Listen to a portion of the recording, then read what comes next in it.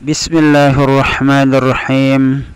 Bismillah wa bihamdih. Assalamualaikum warahmatullahi wabarakatuh. Para subscriber yang dirahmati Allah subhanahu wa ta'ala, semoga kita selalu dalam keadaan sehat walafiat, panjang umur, murah rizki yang halal, selamat dunia wal akhirah, mati dalam husnul khatimah, selalu dalam ridha dan maghfirah Allah subhanahu wa ta'ala fid dunya wal akhirah. Amin, amin, amin ya rabbal alamin. Bismillahirrahmanirrahim. Saya juga menemukan di dalam buku ilmu hikmah ini wirid untuk para petani. Ini judul dari kitab ini. Jadi judul dari bacaan atau zikir yang harus dibaca oleh para petani.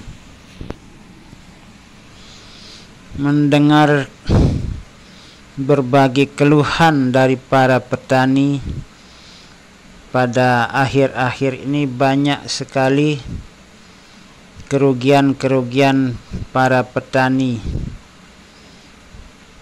karena diakibatkan situasi dan kondisi, sehingga para petani itu banyak mengeluh akibat hasil dari panen mereka atau tanaman mereka yang rusak disebabkan karena akibat dari situasi dan kondisi yang sekarang ini. Kemungkinan kita itu banyak yang lupa untuk mengamalkan seperti petunjuk dalam buku ini. Wirid di bawah ini penting sekali bagi para petani untuk diamalkan, karena di samping mereka termasuk orang yang berzikir kepada Allah subhanahu wa ta'ala, juga memperoleh berkah dalam usaha taninya. Pertaniannya maju, hasilnya banyak, mengandung berkah, dijauhkan dari berbagai macam hama tanaman. Jadi berbagai macam hama tanaman dan lain-lain, sehingga kelihatan hasilnya itu, meskipun usahanya hanya bertani, namun kelihatan hidupnya tentram, tenang, selalu dalam suasana berkecukupan. Nah, itu penjelasan dari dalam buku ini. Adapun wirid yang mesti diamalkan oleh para petani itu adalah ini: yang pertama, setiap malam bangun sekitar jam 1. Jadi jam 1 malam itu dibangunkan para petaninya oleh istrinya atau anaknya. Jadi para petani itu bangun jam 1 malam. Kemudian setelah bangun, bersihkan badan, pakaian dari hadas dan najis. Setelah itu baru sholat hajat 2 rakaat. Di saat sholat hajat itu, pada rakaat pertama setelah membaca suratul Fatihah, dilanjutkan dengan membaca suratul Kafirun. Jadi surah Al-Kafirun, Qul ya ayyuhal kafirun la a'budu ma ta'budun wa la antum a'biduna ma a'bud wa la ana a'budu ma wattum wa la antum a'biduna ma a'bud lakum dinukum waliyadin. Kemudian pada rakaat kedua setelah membaca suratul Fatihah, jadi semua sudah hafal tentunya suratul Fatihah. Bismillahirrahmanirrahim. Alhamdulillahirabbil alamin arrahmanir rahim. Maliki yaumiddin. Iyyaka na'budu wa iyyaka nasta'in.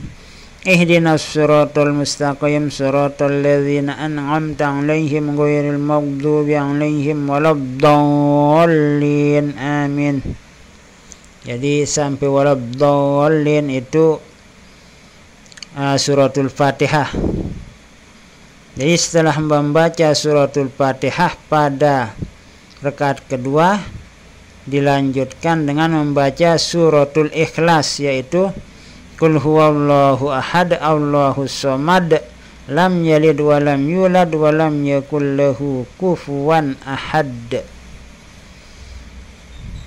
Lalu setelah selesai sholat hajat yang 2 rakaat itu, membaca atau mewiridkan Bismillahirrahmanirrahim yang dinamakan dengan basmalah 1000 kali. Nah ini. Jadi membaca Bismillahirrahmanirrahim 1000 kali setelah sholat hajat yang 2 rakaat itu. Jadi tidak banyak kalau 1000 membaca Bismillahirrahmanirrahim. Jadi sedikit, itu termasuk sedikit. Ada seorang anak di Makkahul Mukarramah, menurut cerita yang pernah saya dengar,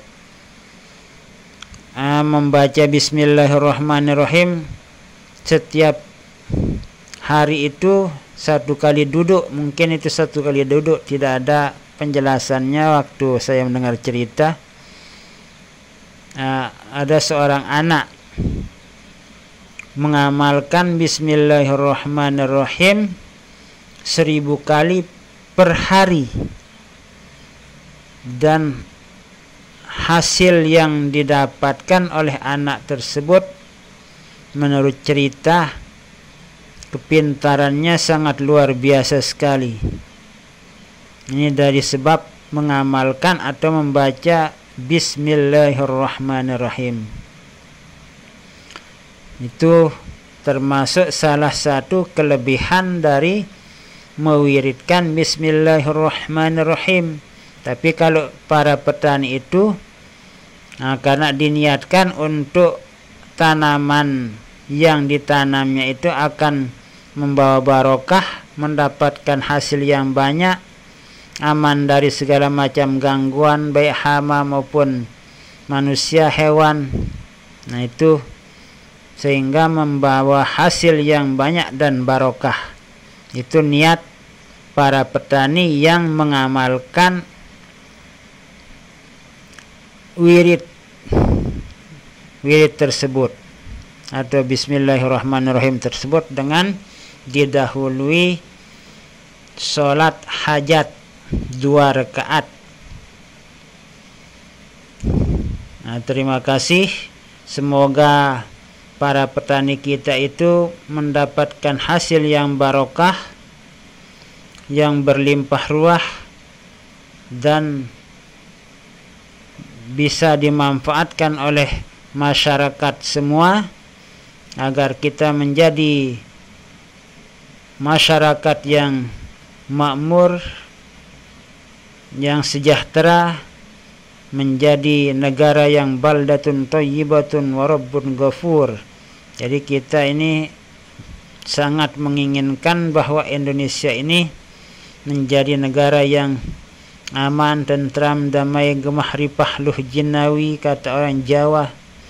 Jadi agar kita itu selalu dalam kesejahteraan, keamanan, kemakmuran, ibadah kita selalu meningkat, ketakwaan kita selalu meningkat, kita semakin dekat kepada Allah Subhanahu wa taala, agar kita menjadi hamba-hamba Allah yang diridhoi oleh Allah Subhanahu wa taala fid dunya wal akhirah.